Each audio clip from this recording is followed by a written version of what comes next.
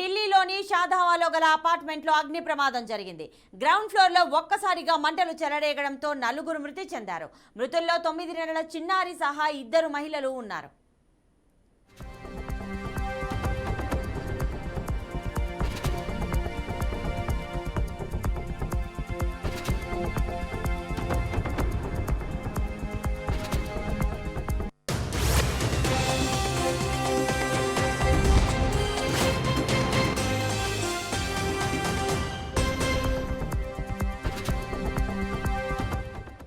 Breaking news చూస్తున్నాం. ఢిల్లీలోని షాదావాలో గల అపార్ట్మెంట్లో అగ్ని ప్రమాదం జరిగింది.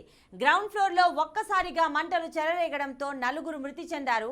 మృతుల్లో 9 నెలల చిన్నారితో సహా 2 మహిళలు ఉన్నారు.